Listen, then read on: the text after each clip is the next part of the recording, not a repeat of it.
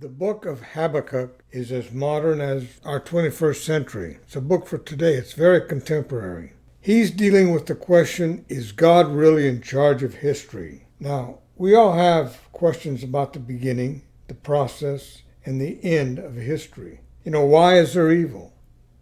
How can I believe in a personal God if he allows bad things to happen to me and to others? What's the meaning of history? Why is the world in such a mess if there really is a God? Well, these questions are all answered in this very small but potent prophecy of Habakkuk. Like Israel, this nation, can be seen in a backslidden condition. Seems like things are out of control or they're getting out of control.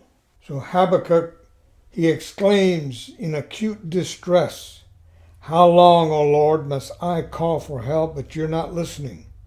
There's violence everywhere. I cry, but you don't come to save.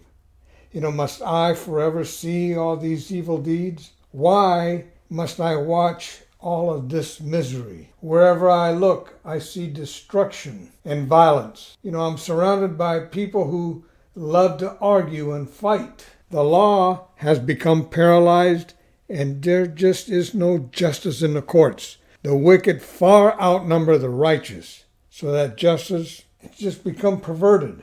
Habakkuk is praying to God. He's talking to God. He says, why does he have to cry out violence? And he doesn't get an answer. Everything's going wrong. People are living in wickedness. There's unrest, violence, injustice, and oppression all throughout the land. Those who have the responsibility to correct this do absolutely nothing about it. So when the whole matter is brought before the courts themselves are corrupt. Boy, I tell you what, that sounds very familiar to us here today. Everything is almost like a joke. Crime is on the rise. No one really is going to jail. But he prays, he cries, "Lord, how long do I have to keep this up? Crying out to you like this.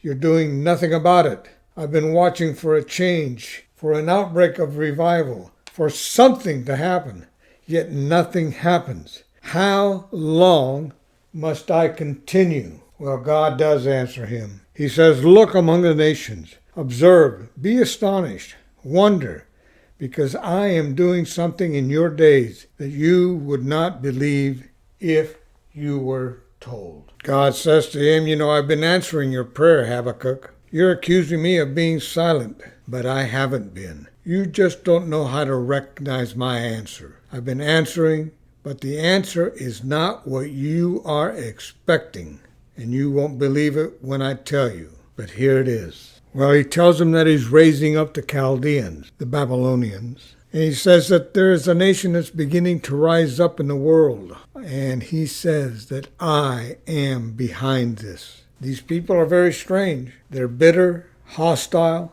ruthless, cold-blooded, and they're going to be as powerful as any nation on earth has ever been. And they're going to sweep through lands, conquering everything.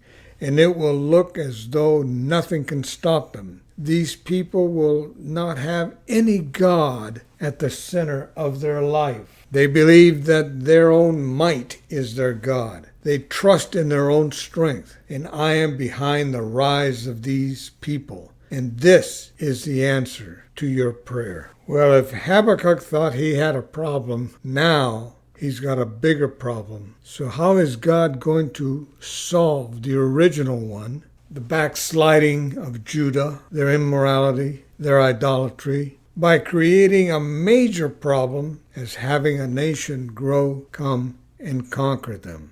Many people are bothered today about what is happening in the world. The Russians invade Ukraine. They threaten the use of nuclear weapons. North Korea keeps testing its ICBMs. China wants Taiwan. Our plans are what? The protection of the South China Sea, the protection of Taiwan, Australia, the Philippines, Japan, and South Korea.